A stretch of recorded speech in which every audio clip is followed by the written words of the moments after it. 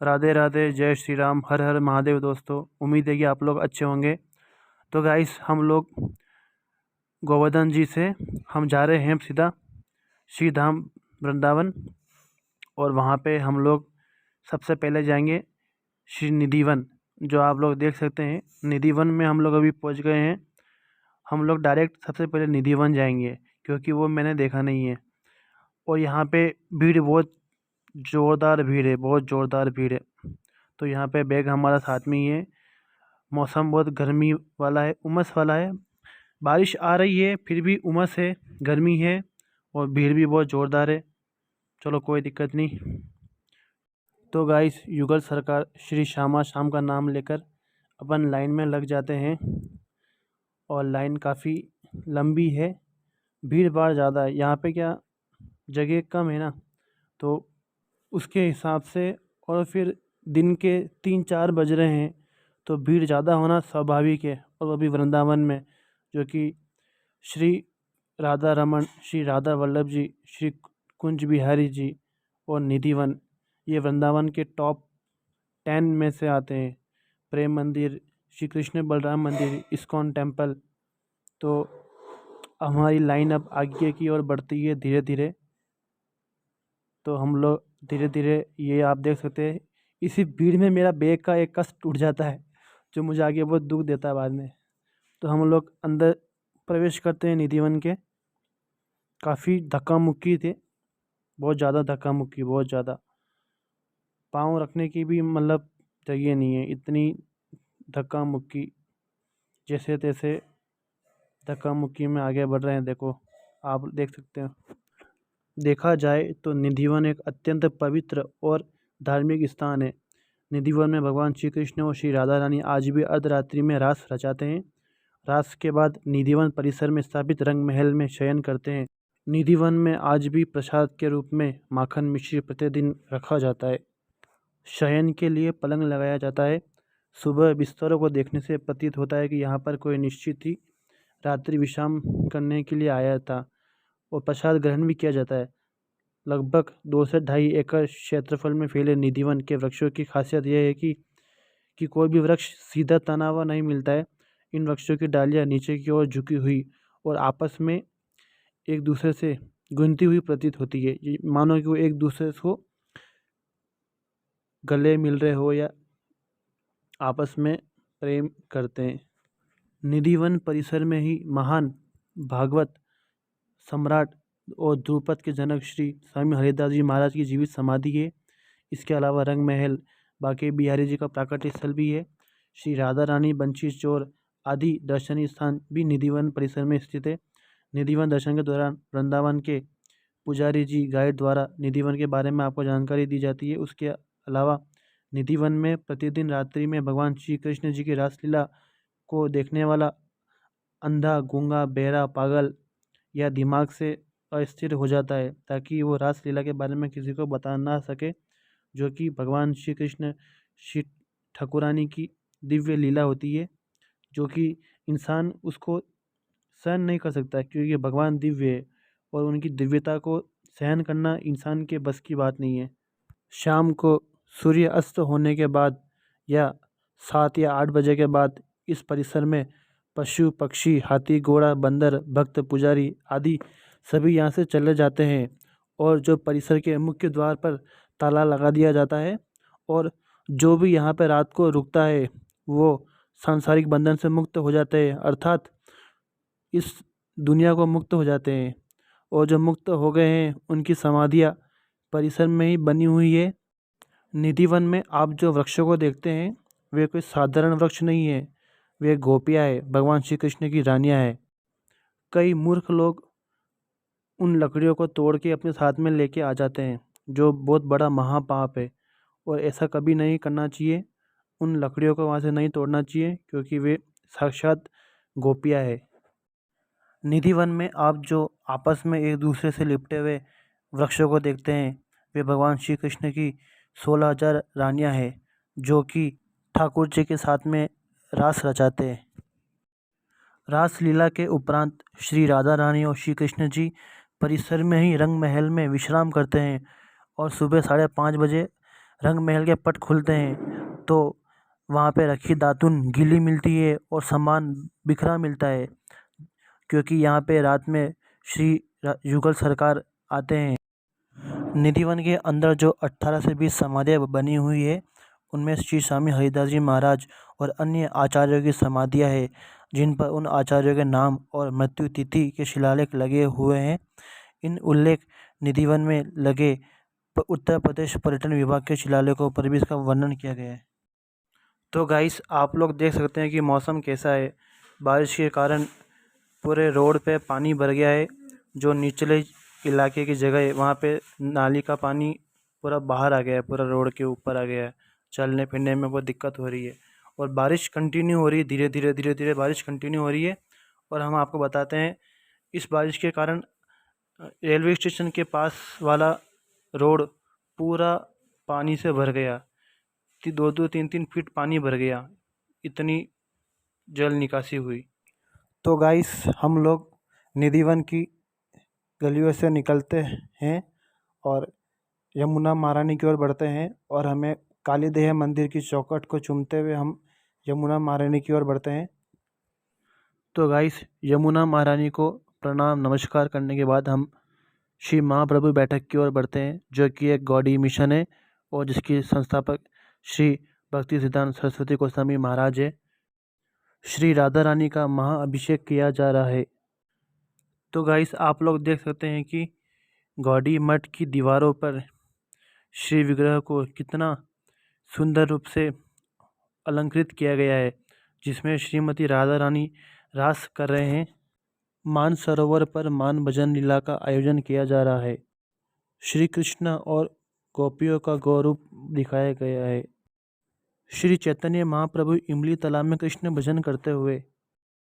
तो गाइस, आप लोग देख सकते हैं कि गौड़ी मठ के मंदिरों की दीवारों पर कितना सुंदर और मनमोहक चित्रण किया गया है, जो कि भगवान श्री कृष्ण और श्री राधा रानी और गोपियों से संबंधित है कि वे आपस में किस तरह नई नई क्रियाकलाप कर रहे हैं।